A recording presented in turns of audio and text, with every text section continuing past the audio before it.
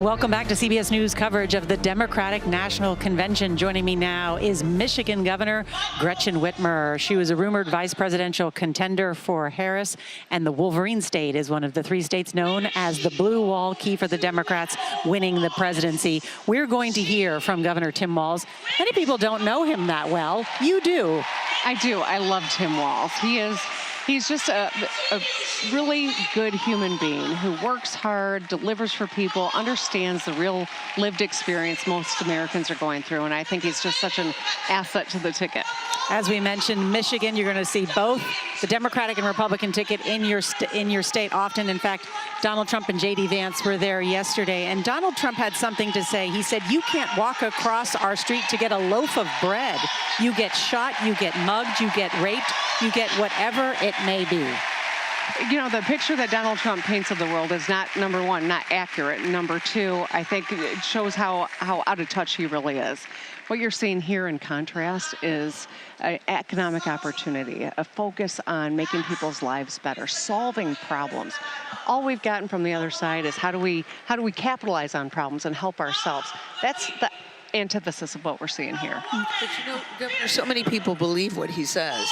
And so I remember we talked to you at the end of July, and Kamala Harris was trailing in your state. Now it's basically a tie. What does she need to do to make sure that she continues to advance? Well, I think it's really important that she is laying out her economic agenda for people.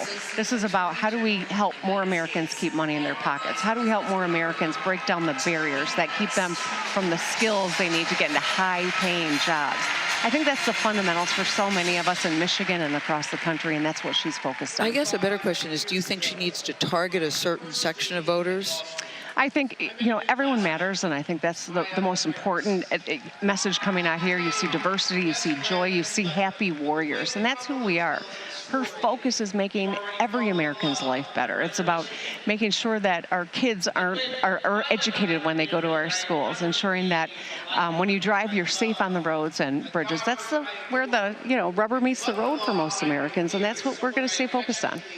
Governor, you were yourself targeted by people who chose to or would like to have used violence instead of the ballot box.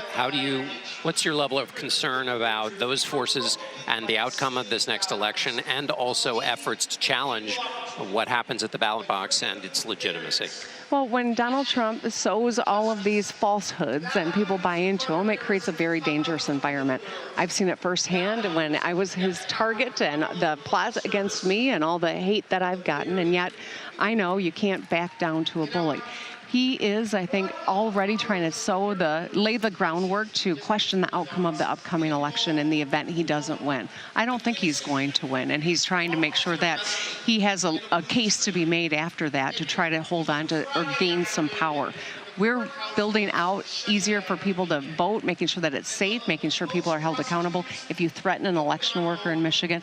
But also, I'm grateful that I've got an Attorney General and a Secretary of State who are going to uphold the law, and we're going to make sure every vote is counted in Michigan. Michigan has one of the highest populations of Arab Americans in the country. There's a lot of concern in your state about the war in Gaza. We learned today that Vice President Harris and President Biden were on the phone with the Israeli Prime Minister today, working on a ceasefire. How do you see that issue in your state? Because many say they won't vote for the Democratic ticket because of this issue.